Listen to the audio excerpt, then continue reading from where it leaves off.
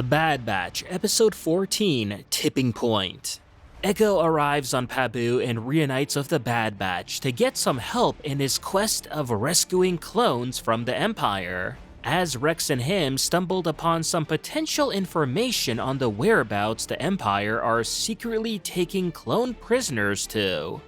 After Tech takes the data, he decrypts what is left available, and this leads the gang in learning about Crosshair's situation. As meanwhile on Mount Tantiss, Crosshair finds himself being interrogated and tortured by Dr. Royce Hemlock, who's desperate to get any lead whatsoever that he can on Omega.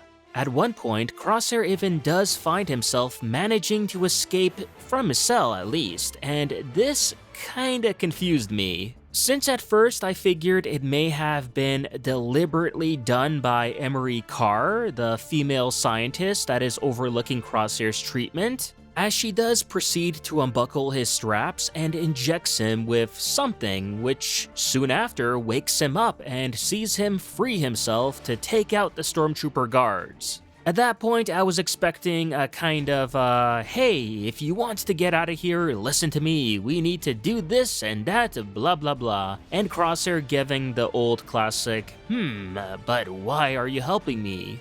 And so on, you know what I mean, but nah, that doesn't happen here, as Carr does seem to actually be startled and not be expecting the situation at all. So yeah, this did confuse me, as they kinda made it seem that Carr was maybe trying to help him, but apparently not, which makes me think that they could have done this scene differently.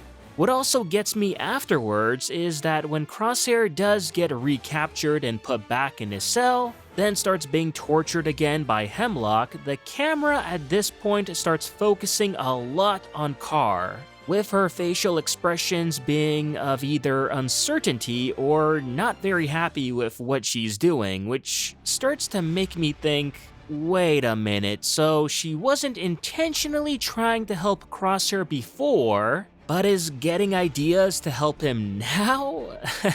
Yeah, like I said, there is a lot of confusing signals happening with Carr right now that kept bothering me throughout the episode, but to be fair, if she is to be Crosshair's best and only chance off of Tantiss, so she has to flip for that to even be realistic of happening. Overall, I thought this was another fantastic episode. When it started and we saw Rex and Echo's crew board and take over that Gozanti cruiser, I was so thrilled to see that we were getting, an entire episode dedicated to Rex and Echo. Because, as I said before, I would love nothing more than to watch what shenanigans they're off to than see another filler episode featuring the Batch running a Cid side quest. And while it was unfortunate that this only lasted a few minutes, boy was it still good. And I'm happy to see Chuchi still helping out behind the scenes and all of the clones that Rex now has in his group. Especially a familiar face in Hauser, who is rescued in this episode. I'm so glad to see that this guy's alive, well, and now free too.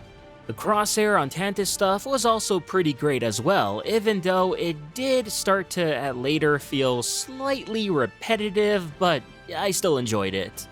Also, I didn't mind the Pabu scenes either. I thought they were tastefully done and the music here was great as well. Yeah, it's cool to see that the Batch are finally enjoying life for once, but now they're hit with a major question. Do they stay and continue living in their tropical paradise, or risk it all to go to Mount Tantiss to try and free Crosshair? For which they suspect that this could also be a trap too.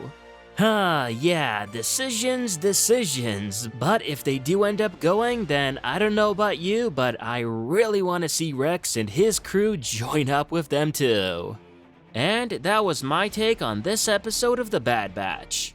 Let me know what you all thought about the episode in the comments down below, and if you haven't already, remember to like this video, subscribe to the channel, and I'll see you on the next one.